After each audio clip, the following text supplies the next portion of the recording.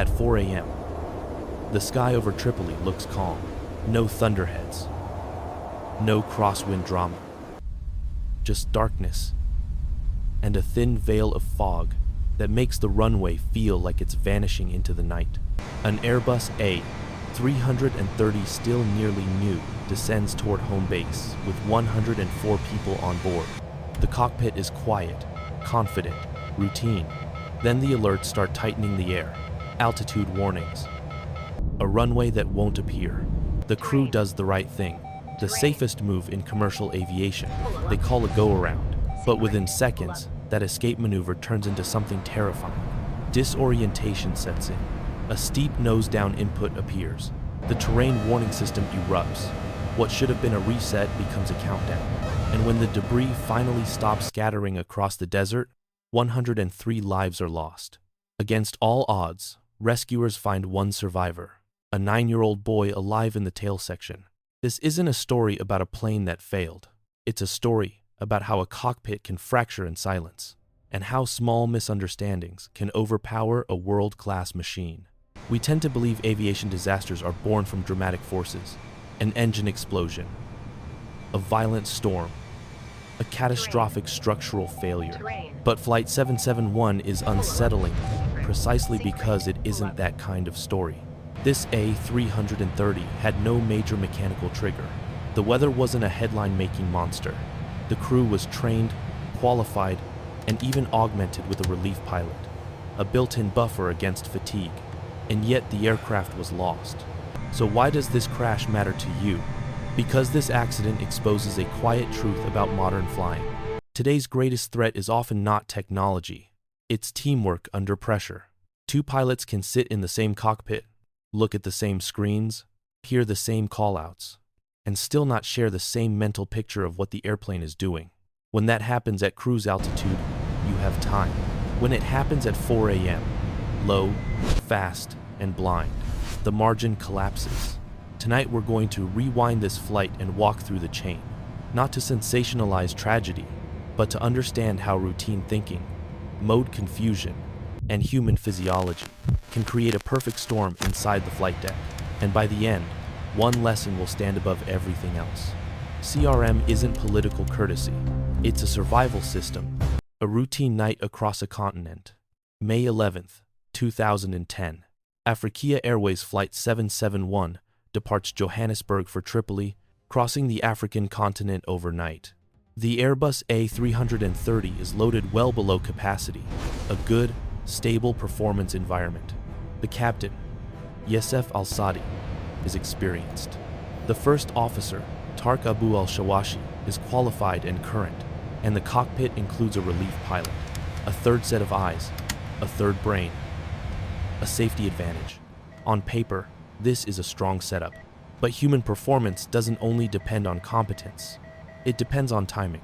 The arrival is scheduled around 4 a.m., right inside the circadian low, that biological valley where vigilance and cognitive sharpness are naturally degraded. Fatigue in aviation is rarely theatrical. It doesn't always show up as obvious exhaustion. Sometimes it shows up as shorter approach briefings, fewer assertive cross-checks, and a subtle trust in routine. And routine, especially at home base, can be a dangerous sedative. The weather that was fine until it wasn't. As Flight 771 approaches Tripoli, the official reports look benign. The sky appears clear. Winds calm. But in coastal regions, another weather actor can enter quietly. Advection fog. Low, shallow mist formed by moist air moving over cooler ground. It doesn't announce itself with thunder. It just steals contrast. Runway lights soften. The horizon disappears. The kind of weather that tricks confidence. Because it doesn't look dangerous until you're committed to the approach. A non-precision approach with precision-level risk. Tripoli ATC instructs the crew to plan the locator approach to runway 09. This is not a full ILS. It provides lateral guidance, but no vertical glide path. So the descent can be flown in 2 broad ways: step-down altitudes at defined points, or a stabilized computed profile using the aircraft's automation. If the mode is clearly selected and mutually confirmed, that last part is everything. In modern Airbus cockpits, mode awareness is not optional. It's the difference between the airplane is doing what we think and the airplane is doing what one of us assumes. The briefing that opens the first hole. The first officer's approach briefing is short, not reckless, just routine.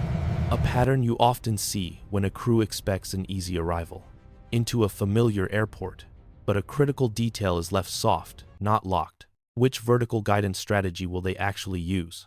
Managed? Who is confirming the callouts? What is the exact mental model for the final descent? A brief that doesn't feel dangerous can still be fatal when it creates ambiguity right before a high workload phase. One ambiguous call, two mental realities. As they line up for final, the captain references track, FPA. In his mind, it may be a quick reminder to display the flight path vector, the bird, a helpful visual cue during non-precision approaches, but the first officer interprets this call differently, as a cue to prepare for selected mode, with a manually set descent angle. This is a small gap, but now two separate internal narratives begin running. Captain's mental model. We are in managed vertical guidance. First officer's mental model. We'll descend, using selected inputs when the time comes. A single sentence could have tightened the entire system. Confirm managed vertical for the final segment. But it isn't said, and in aviation, what isn't said often becomes what isn't aligned. The descent that starts too early. Moments later, the first officer sees 5.2 miles on the display. He believes it corresponds to the Tango Whiskey waypoint, the point where the final descent should begin. So he selects a -3 degrees descent angle. But the number he is referencing is actually the distance to the runway threshold, not the beacon reference he assumes. The descent begins early, nearly a mile before it should. That changes everything. Now the aircraft is lower than planned, further from the runway than the crew realizes, and approaching minimums in the wrong position. The captain is briefly occupied by communications with another Afriqiyah crew, who mention low clouds over the runway, and in that moment, the critical call-out about the mode shift fails to land. Two misunderstandings are now stacked. The vertical mode isn't mutually confirmed. The timing of descent is wrong. It's the kind of subtle misalignment that can hide in clean checklists and polite cockpit rhythms. Minimums without visual contact. The airplane approaches minimum descent altitude. A calm, automated voice announces, 100 above. The runway is still not visible. In a stabilized approach philosophy, this is a simple rule. No visuals at minimums go around.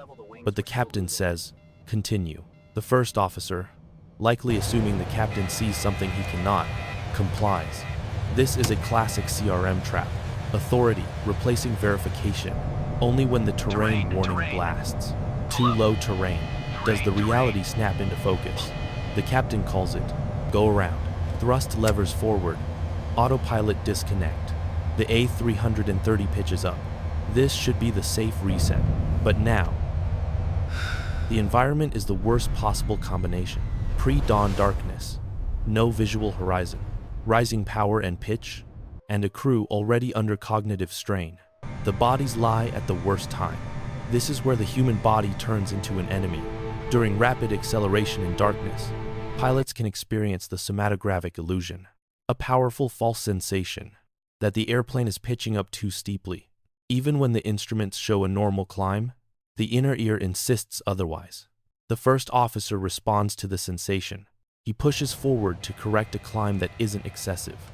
The captain, feeling the same thing, also pushes forward. The airplane begins to dive. Then Airbus adds another layer of complexity, dual input and side stick priority. Somewhere in the chaos, the captain presses the priority button without clearly verbalizing control. The first officer attempts to recover, but his inputs are effectively cancelled. The terrain warnings scream, pull up, but the aircraft does not respond the way the first officer expects. At this altitude, a few seconds of misunderstood control authority is not just dangerous, it's irreversible. Impact. And one impossible survivor. The A330 strikes the ground, about 1.2 kilometers short of runway 09. At extremely high speed, the aircraft disintegrates across a long debris field. In the aftermath, Rescue teams discover something almost unimaginable. A 9-year-old boy, alive. In the tail section, he suffers severe injuries and undergoes multiple surgeries, but survives. That single survival does not reduce the tragedy, but it does sharpen the emotional truth behind every technical report. Each accident is a universe of human lives, not just data points. When investigators reconstructed the sequence, the conclusion was devastatingly clear. The airplane did not fail first. The team's shared awareness did. A short briefing created ambiguity. Ambiguity created silent assumptions. Assumptions shaped mode confusion. Mode confusion allowed an early descent. The early descent placed them low at minimums. A late go-around pushed them into darkness without a horizon. And sensory illusion finished what silence had started. This is the Swiss cheese model, in its quietest form. Not one giant error, but several small human cracks, lining up at 4 a.m. So the lesson from Flight 771 is not only for pilots, it's for anyone operating in high-stakes environments. Say the plan out loud, confirm the mode, challenge the gap, protect the shared mental picture. Because in real life, clarity isn't politeness. Clarity is survival. If you want more stories like this, where we break down the psychology, the procedures, and the human moments behind aviation's hardest lessons, subscribe to the channel and tell me in the comments, do you think modern automation reduces these risks, or can it sometimes hide misunderstandings until it's too late?